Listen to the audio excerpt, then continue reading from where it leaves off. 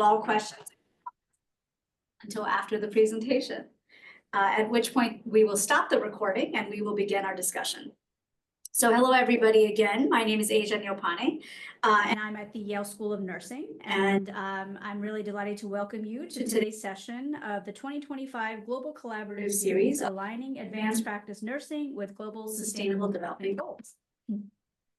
This monthly event is made possible through the generous collaboration of our esteemed partner hosts, Dr. Jeanne Marie Stacchiarini, Professor Associate Dean for Global Affairs and Director of the Pan American Health Organization of the World Health Organization Collaborating Center at the University of Michigan School of Nursing, Dr. April Kapu, Professor and Associate Dean for Strategic Partnerships and Global Affairs at Vanderbilt University School of Nursing, Dr. Megan Allen, a graduate from the Yale School of Nursing who brought this respective parties all together, and Betsy Usher, Assistant Dean of Alumni Relations at Vanderbilt University School of Nursing. So thank you so much to our partners for their dedication and contributions to this important and very exciting year-long and monthly initiative. So each month we're taking turns hosting someone for this series, and we encourage everyone to stay engaged by registering for our November and December sessions as well. So now it's my great honor to introduce today's speaker, Dr. Renata Ferretti Rebustini from the University of Sao Paulo School of Nursing. Dr. Ferretti Rebustini holds a nursing degree and a specialization in geriatric and gerontology nursing from the Federal University of Sao Paulo, as well as a specialization in cardiology nursing and gerontology from the Brazilian Society of Geriatrics and Gerontology. She earned her PhD in sciences with a focus on pathology on aging from the University of Sao Paulo School of Medicine, followed by postdoc training in psychometrics at the University of Quebec. Currently, she serves as an associate professor in the Department of Medical Surgical Nursing at USP's School of Nursing and as the vice coordinator of the graduate program in adult health nursing, USP for University of Sao Paulo. She has also led the research at USP on planetary health and aging and is on multiple research groups related to this topic, as well as vascular pathology and psychometrics. You can read more about her research and journals where she's actively engaged in, and her research groups on our website, as well as it's also listed on today's poster session. Especially relevant for today's topic, Dr. Ferretti Rebustini is a member and also contributes and collaborates with colleagues from throughout the world, including here at the Yale School of Nursing, through the Planetary Health Alliance and our newly launched consortium called BRIDGE, which stands for Building Research and Innovation and Developing Global Engagement. So please join me in giving a really warm welcome to Dr. Renata Ferretti Rebustini as she shares her research and expertise with us today. Thank you. Over to you, Renata. Thank you, Asia. Hi, everyone. I am Renata, as Asia already introduced me. Thank you a lot for being here, for having me today, Asia, for the invitation.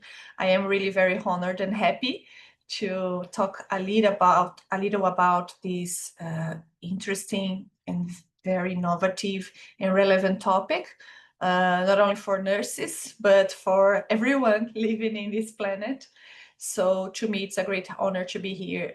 In advance, I would like you to not pay much attention to any mistakes I may have in English, because English is not my first language. And but I'll try to do my best to communicate with you. So as I was saying, we are now here today to discuss a very important topic, a very relevant topic for everybody who lives in this planet today, which is sustainability. Sustainability is a topic that we have been talking a lot worldwide, especially when we align this with planetary health. And today, we are going to talk specifically about this relation with the advanced practice in nursing and nursing practice in general. We start, can you see my slides changing? I hope it's a yes.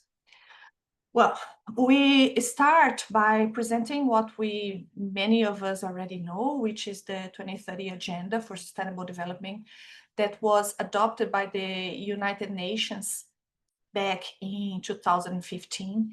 And this was especially created because we need to care for the planet, because we need resources to be lastful for not only for us, but for the next generations.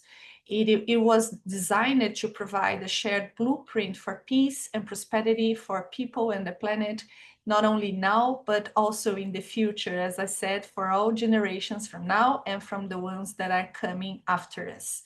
So this agenda recognizes that ending poverty and other deprivations must go hand in hand with the strategies that improve health and education, and also to reduce inequality and spur economic growth. So here we have the 17 goals, which together compose 169 actions, targets that we need to achieve for a global sustainable world. So here, these actions are in fact a call for the change, where we as a global community need to engage to be the change. At the heart of this 2030 agenda, there are these Sustainable Development Goals, these 17 SDGs, which they represent an urgent call for action by all countries, developed and developing, in a global partnership, and everything working together in its global perspective. So these 17 SDGs, they are aligned within each other, directly or indirectly. But what does this have to do with nursing? So nursing plays a central role in achieving these objectives, and also when we talk about advanced nursing practice, it spans the scopes, the equity and the quality of healthcare when we adopt a nursing practice that is aligned with these SDGs. Advanced nursing practice represent a model of expanded nursing practice that are based on clinical competence in leadership, in decision-making, in autonomy. And of course, we have to consider that these practices are autonomous and specialized model. And this is a great opportunity for us as nurses to include actions that fosters the acquisition of these SDGs as a whole.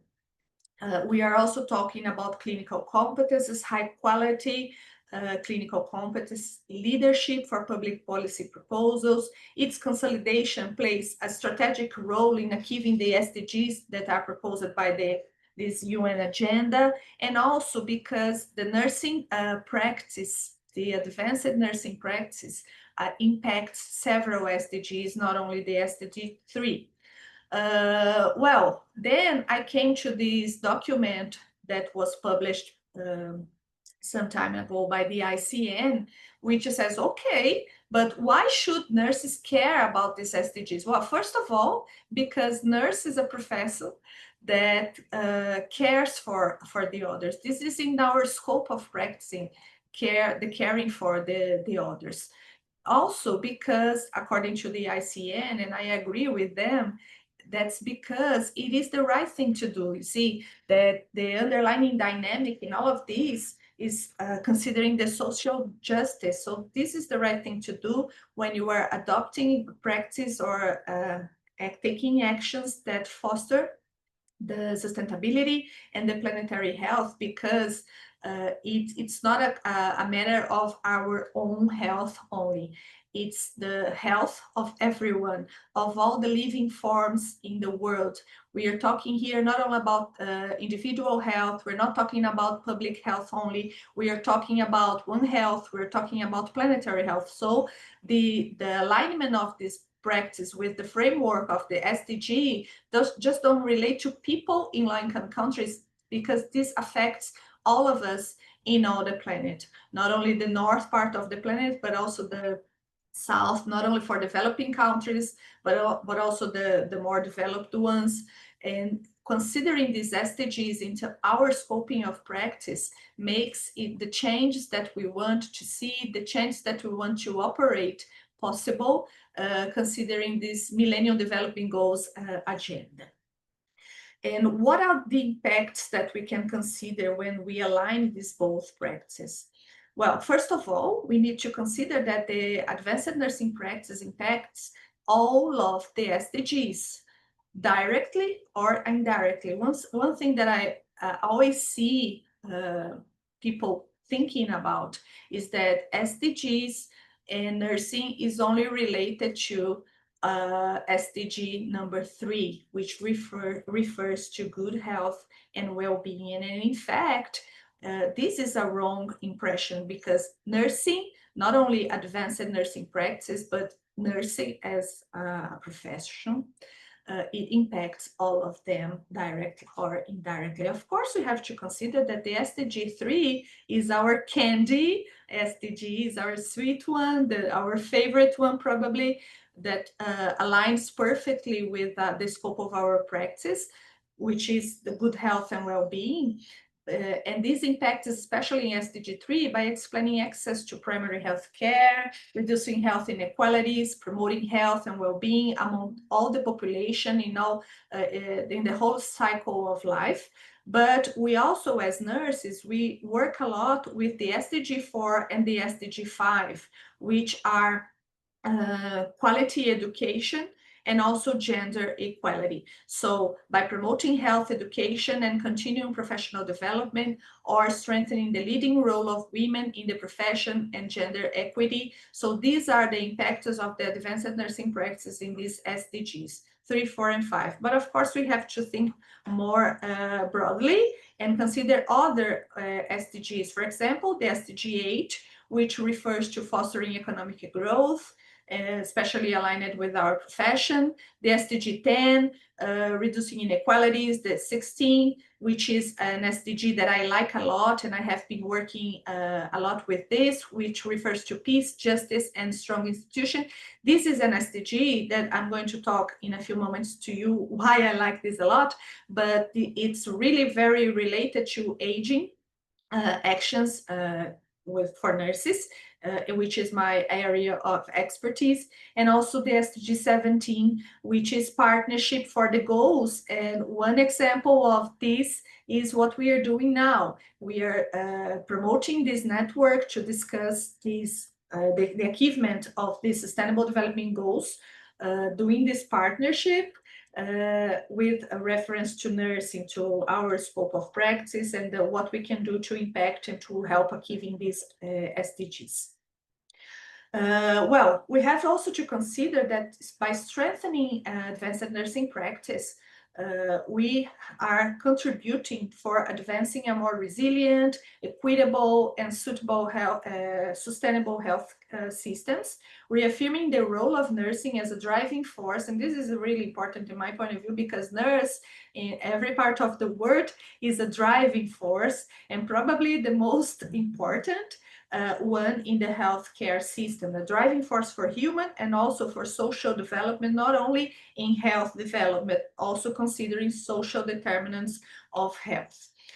We need to think about nursing as a transformative force. And when we do so, we have to consider that the advanced nursing practice transcends clinical care. We're not only considering clinical care, which is really very important.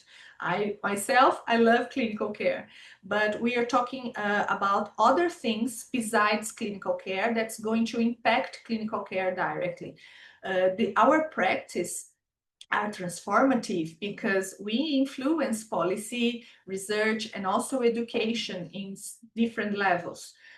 This practice strengthens resilient and sustainable health systems, and also they are an instrument of equity and social innovation. So nursing practice, advanced nursing practice, can be a strategic and a very relevant tool to the achievement of the SDGs and the health and well-being of all the populations for a sustainable world. Of course, this is something that we are considering nowadays, not always have been like this. And then I came across this paper which says Nursing and the Sustainable Development Goals from Nightingale to now.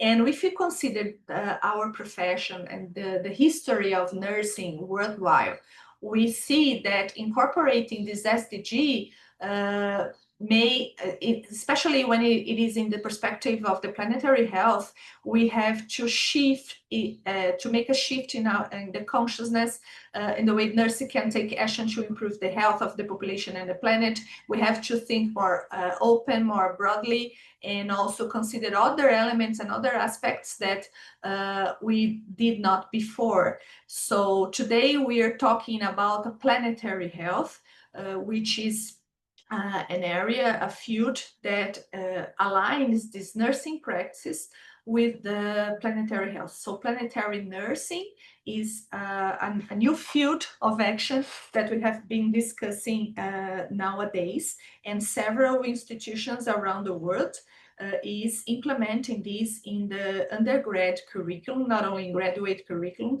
but we have to shift the way we think about bringing this to consciousness, and also shift our paradigms to incorporate these elements of planetary health. I remember when I was invited to start studying this 5 years ago. It has only been 5 years that I have been working with this, not so many times, but I was shocked because I thought, whoa, how am I going to work with sustainability and planetary health if I am a nurse? I'm not a biologist, I am not I don't have an environmental profession. So how am I going to work with all of this, being a nurse?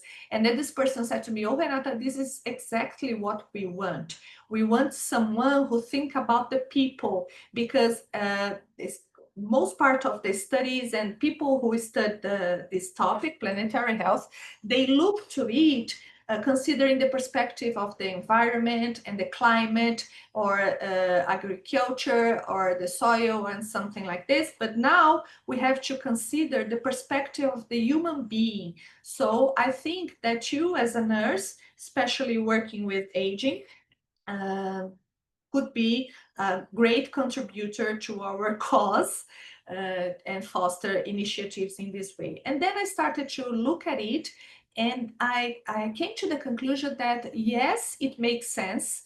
This is a space for us, in fact. And many of the things that we already do, we can align, we can associate to this planetary nursing that we call this, which is more than a nursing that is worried only about the environment, but the 17 SDGs as a whole. So we are changing, we are shifting our paradigms to incorporate these new concepts into our scope of practice.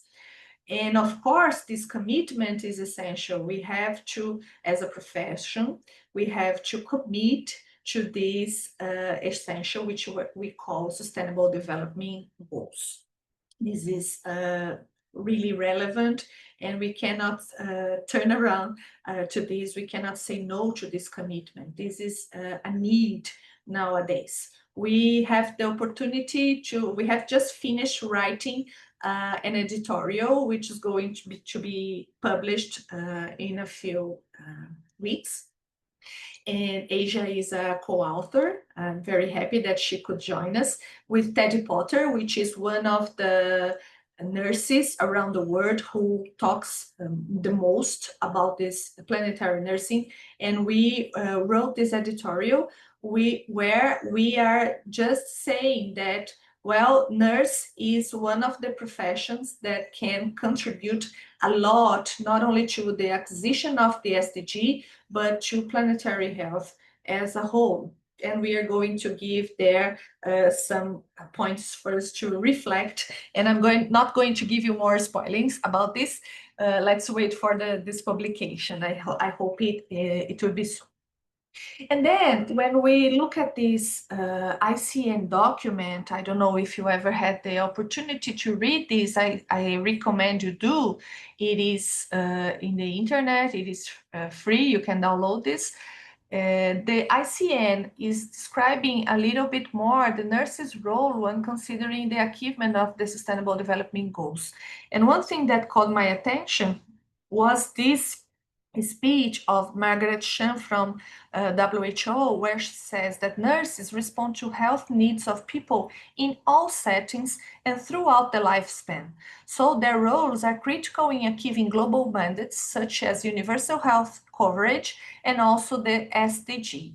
So the WHO recognizes nursing as a profession that can contribute a lot in covering the Sustainable Development Goals, and this is wonderful. And then I came to read this pyramid where we have here different levels of scoping where we can contribute to the acquisition of these Sustainable Development Goals. And then if you look in each of them more carefully, you are going to realize that, in fact, we are not talking about specifically about SDG 3. When we consider socioeconomic factors, for example, we can talk about the SDG 1, we can talk about the SDG 2, which we are talking about poverty and also food insecurity.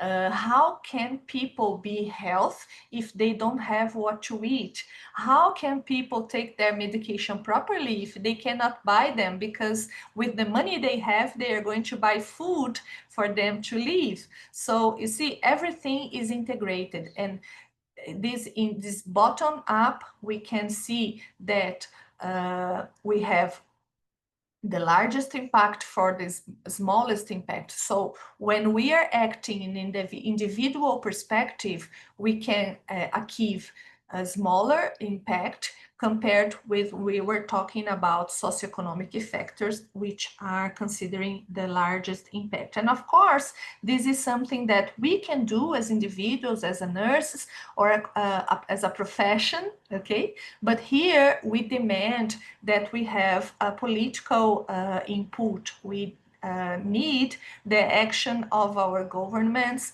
to help us foster the achievement of these factors that is going to serve as the base of our pyramid, where we are implementing the scope of our practice. So I think this is really an interesting test for us to read, and it's there presented in our ICN book.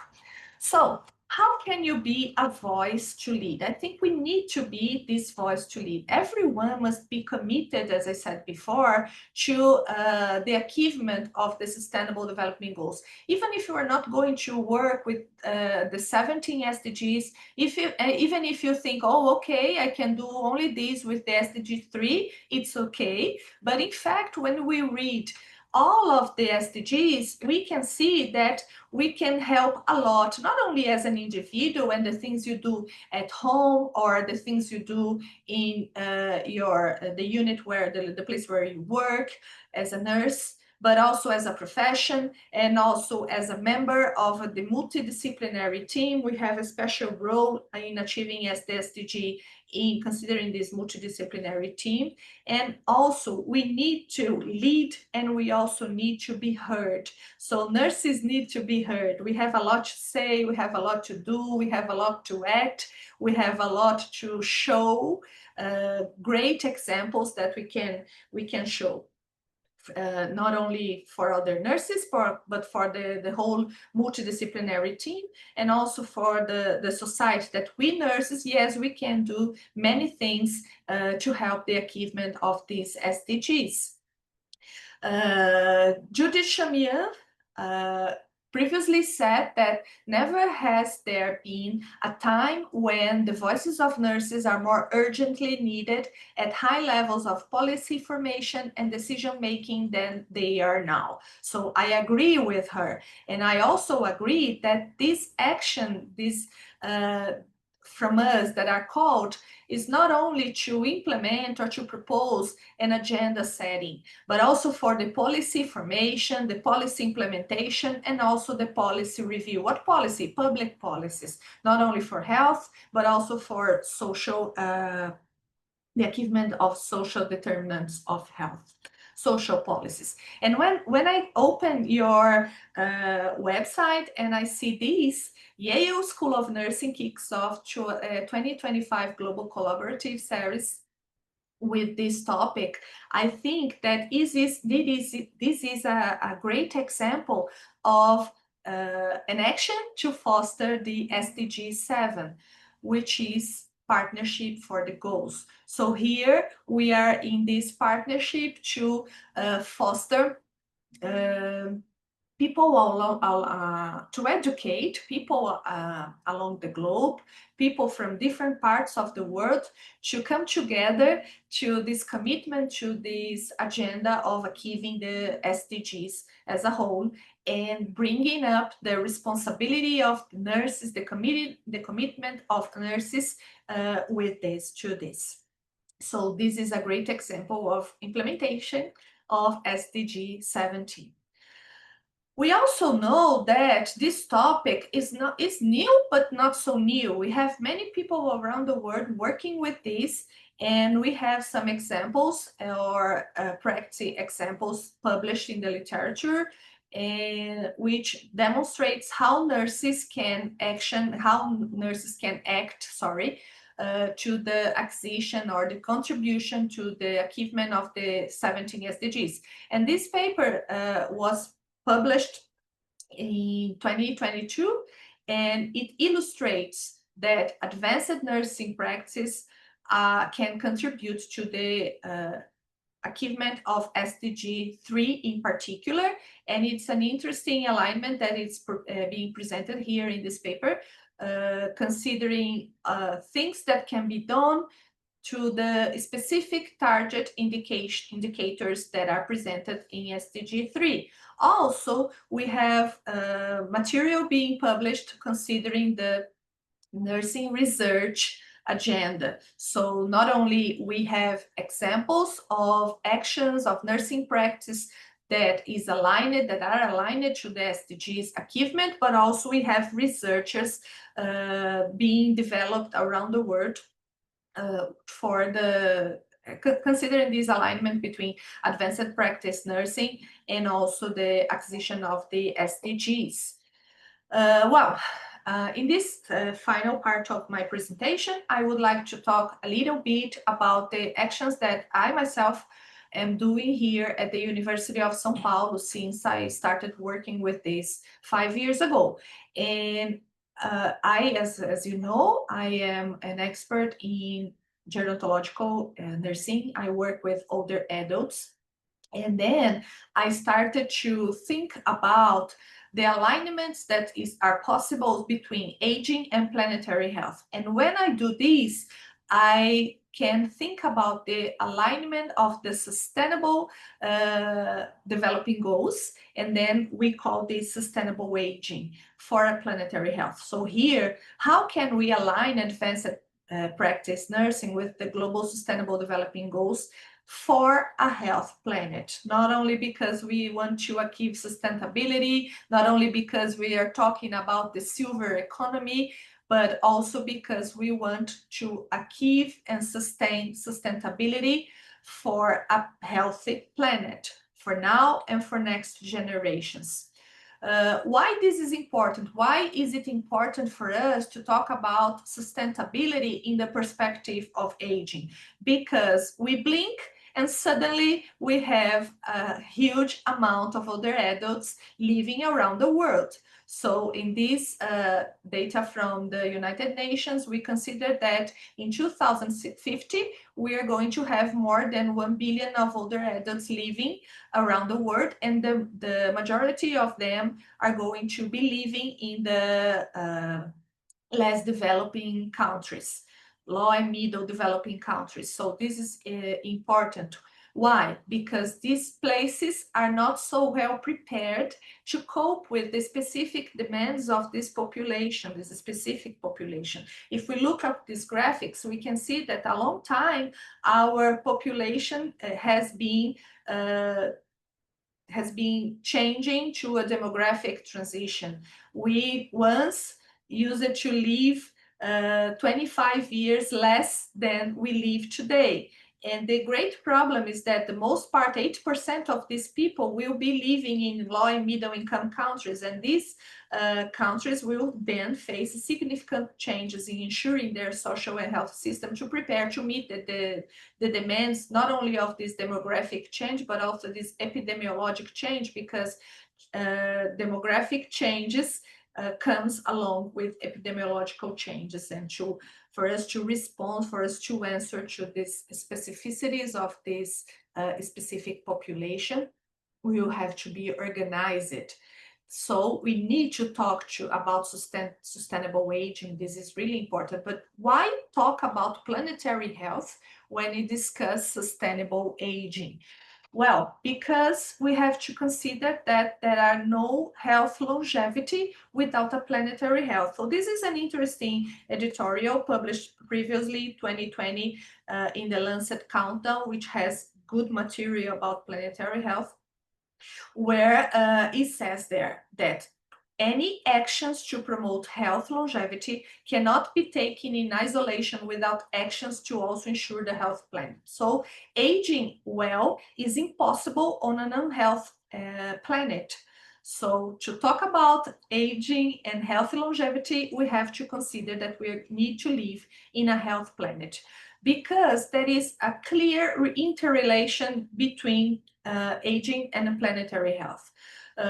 Well, if you have a planet that is imbalanced in terms of its health, it bears the aging process. When unsuccessful, it compromises the health of the planet, on the other hand. So if you are not aging well, you are going to contribute to compromise the health of the planet. On the other hand, the planet suffers the impact of an unsuccessful aging. So while it compromises health during aging when imbalanced. So you see that it is a relation that one can foster the contribution or damage from the other, depending on the direction of this relation. And what we see is that this is a self-reinforcing cycle. So the impacts of the climate change, such as heat, waves, floods, and pollution, affect older people, making them increasingly vulnerable. And this by itself puts pressure on health systems, increases the use of resources, and also impact on the planet. And this contributes to damage in our planetary health. It causes an imbalance, and then it starts all over again. See, so this is a self-reinforcing cycle that needs to be stopped. So we also consider that when we're talking about extreme natural phenomena, older people are disproportionately affected. These are two photographs that we have here, a situation in Brazil. Maybe you have heard about this previously last year, where we have the floods in the south part of the country. And this is an older woman, in a wheelchair being rescued from her home in the south part of the country, in Rio Grande do Sul. And here is another older adult, it's a man, being rescued from the roof of his house in Rio Grande do Sul because of the floods. So if we did not have help, these people, these two older adults probably would be dead by now, because of their limitations, the impossibility of them to save themselves, to rescue themselves. So we know that older people are disproportionately affected. And this is not something that we consider very new, because literature has been saying that even when we consider, for example, events that happened in the United States, just like Katrina and Sandy and events like that, more than 50% of people who died were older adults, were 65 years old. So these people, they can suffer more compared to other age groups. So we have challenges. Of course, we have challenges. Social environmental inequalities are one of the causes of the motivation of these big challenges, because we're talking here about vulnerable populations in age context of great environmental risk, so they suffer more. Poor older adults suffer more from pollution, from climate change, and a lack of access to care. Older people are more susceptible to extreme temperatures, not only cold temperatures, but also hot temperatures, food insecurity, or vector-borne disease. So, besides these socioeconomic determinants and problems and challenges that we face, we also need to consider that older adults, that when they age without a successful aging, as we consider, they have increased demand for health services, greater resource consumptions, and this may happen because of chronic diseases and impairments, and also because the increased demand of care, hospitalization, and medication use, which can be very common considering senility and also senescence. And these will lead to an increased hospital waste, energy consumption, water consumption, transportation, increased CO2 release, and our footprints.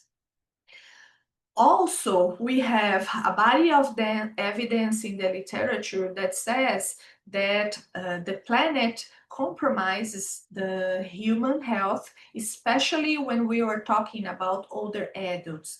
And this evidence says that if we want to protect the human health, not only in aging, but in all age groups, and successful longevity, the health of the planet on which we depend on must be maintained. So the changes on the planet, the climate change, the pollution, and other changes as well, they can be even more impactful when they occur in vulnerable individuals, such as older adults.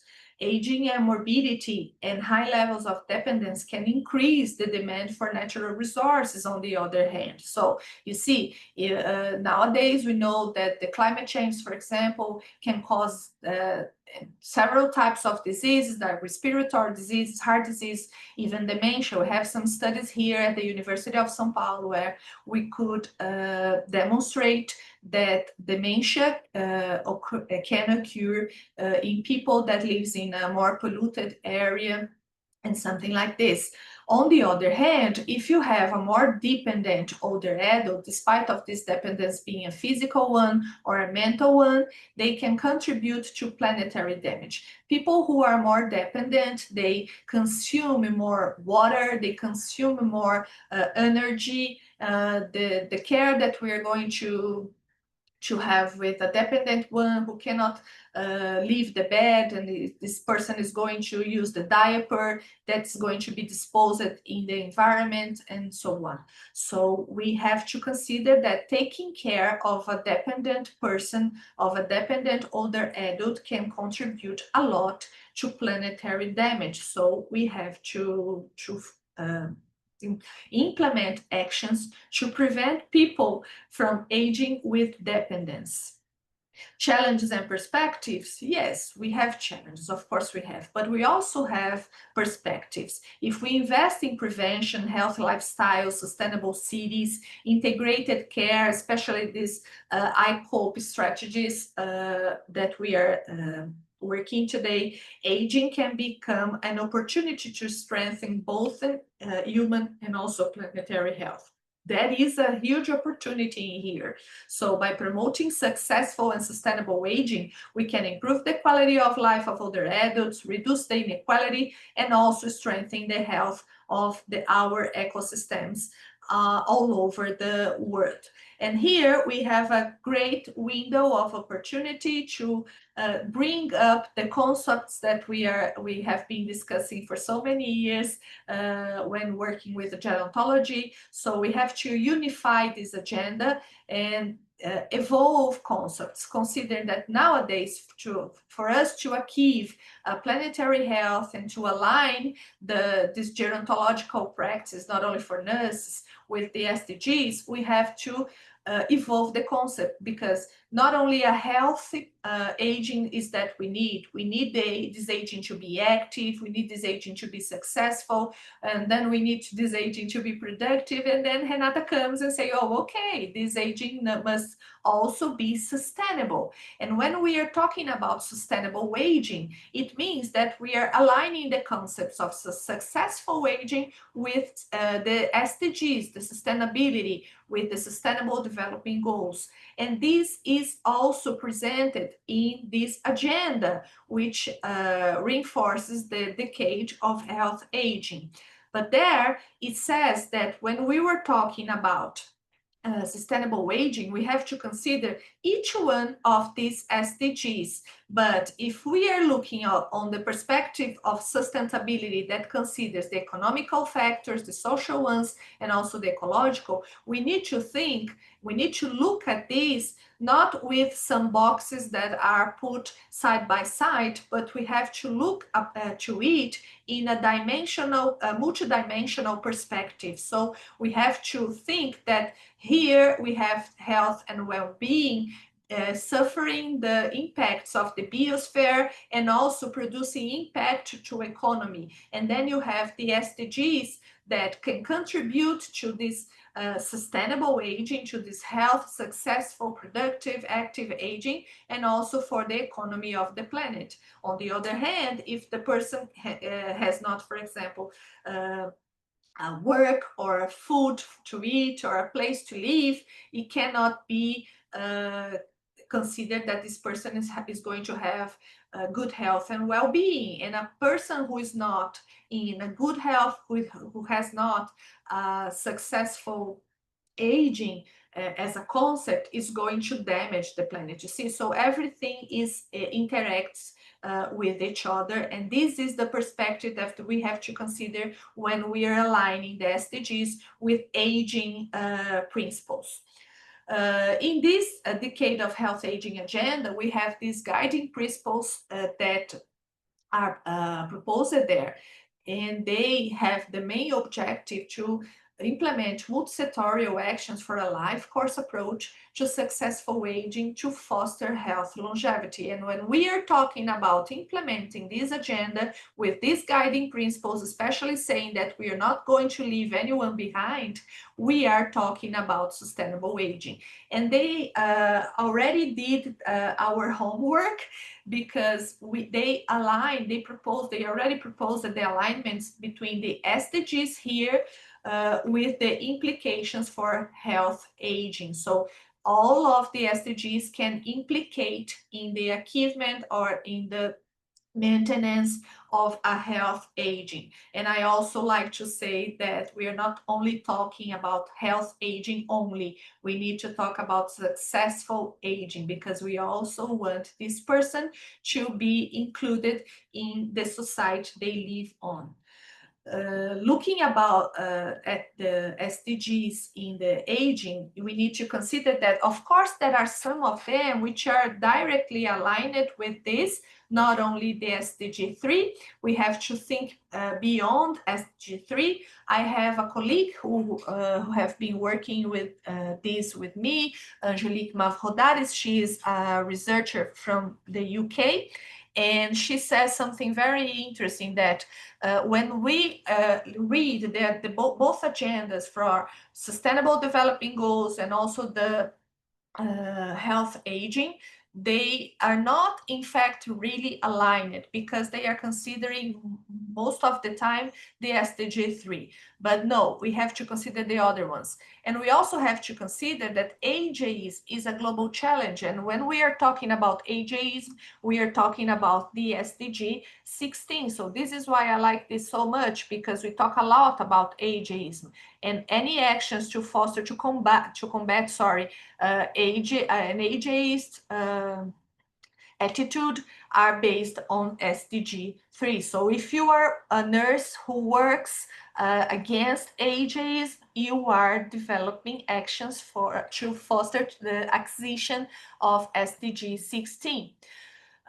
Finally, we have to think that, of course, when we are talking about sustainable aging, and we are going to start changing a little our paradigms, we have to think about the competences. We have to mind the competence of advanced nursing practice and sustainable care in aging. We have to think that there are some other competences besides clinical skills for care in practice that need to be considered if we want to work in a broader perspective for the achievement of the SDGs beside of the three.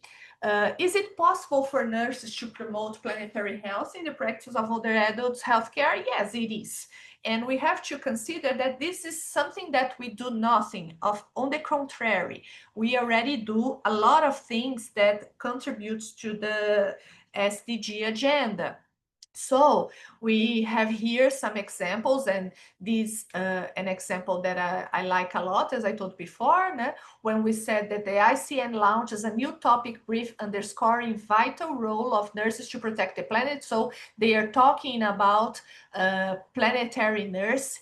This is the name that the ICN is suggesting us to adopt, and also Teddy Potter, which I have the opportunity to work a little bit with, and she's teaching me a lot of this planetary nursing. And we have here this phrase that I like a lot, and it's yours, and I love this. The word is calling, we answer, because we are Yale nurses. So because we are nurses, okay? So we call when we answer when we are being called. So the planetary health needs nurses to help in this in the achievement of this agenda. And so in a perspective that we have now this great movement, which is called Nursing for Planetary Health, which was headed by Teddy Potter. And also we have Clinicians for Planetary Health, and the Planetary Health Alliance helps a lot in these achievements. We also have the São Paulo Declaration on Planetary Health, which I am signatory. And what we also can see that we can work together institutionally, but we can also work together as individuals. So which is your ecological footprint? How many planets are needed to sustain your way of living? So in this site, in this website, you can count how many Earths it is needed for you just to sustain your way of living. And this is really very interesting. We are always also having some other initiatives. For example, around here, we are developing, it's under validation, an index to score how sustainable is the aging of a given person, of a given older adult. And I hope in a couple of months this is going to be published as well. So of course we have to think about our initiatives at home, the way we live, but also the way we act and the way we work. So we have to consider these aspects during the implementation of our practice with our patients, with the people we care. Changing the perspectives, changing the paradigm, knowing that everything that we do here for an individual perspective, we have to consider that it's going to reflect not only in public health and global health, but also in One Health and planetary health. The program implementation of integrated care, just like ICOPE, is a really interesting approach because it fosters a lot the acquisition of the SDGs for the planetary health. Some 2 years ago, we organized an event here at the University of São Paulo where we brought specialists to discuss this integration of sustainable aging and planetary health aligned to intrinsic capacity and the implementation of ICOPE. We have here these links if you want to see, and you can use the subtitles because it was in Portuguese. We also have actions considering community engagement, because this is a responsibility of all of us, and nurses are really good to engage community in their causes. So this is an example of a program that I coordinate here at the University of São Paulo, which is the program for older ambassadors for sustainable aging and planetary health. And I also work here in this project with a sub-project, which is considering citizenship science. Some of these older adults here, they are, each of them have their strategy to foster sustainable aging and planetary health, and also they are helping me with some research I am coordinating here to develop and validate the index for sustainable aging and planetary health. So they are citizen scientists working with me in this project. It's a very nice 2 years old program, a baby program, but with great results already happening. I finished telling you that we have to consider that everything that we do in our practice as nurses, in the advanced nursing practice, is going to impact the environment. So how can I provide high quality, environmentally sustainable care? We have to consider this. Not only are you implementing actions that are highly qualified, or based on evidences? This is what we think always. We need to implement high quality, evidence-based nursing actions, but now it's not enough. We have also to consider whether these actions, whether this care is environmentally sustainable. During the whole chain of caring, is this so necessary for us to bring this person so many times to the clinic? Is this amount of exams really necessary? What about the prescriptions? So we have to consider this as a whole. What about the devices we use, the technology we use? Everything must be considered. We need to think about the principles of an environmentally sustainable care, especially when we are talking about aging. We need to think about new perspectives of implementation of a gerontological nursing care, considering the planetary health, considering the principles of sustainability. So by this, we see that we can be the change. I believe in this. I think that nurses has a huge power to perform changes for this relevant purpose. And if we do what we have to do, it is enough to be the change. If we do more, it is wonderful. We don't have to commit to do something that is extraordinarily difficult. We need to act as nurses. Our actions, our objectives need to be real, need to be tangible. We have to implement tangible actions that we can all take to change the world. So we need this commitment. I am committed to this, and I think you can all be, or if you are not yet. So everyone, I finished saying to you that nursing is a strategic agent for the 2030 agenda, and ethical commitment to care, social justice, and sustainability is necessary. Nurses are protagonists of change toward a healthier, fairer, and more sustainable world. And with this, I finish, and I thank you a lot, Asia, and everyone that is listening to me today. Thank you very much. Thank you so much.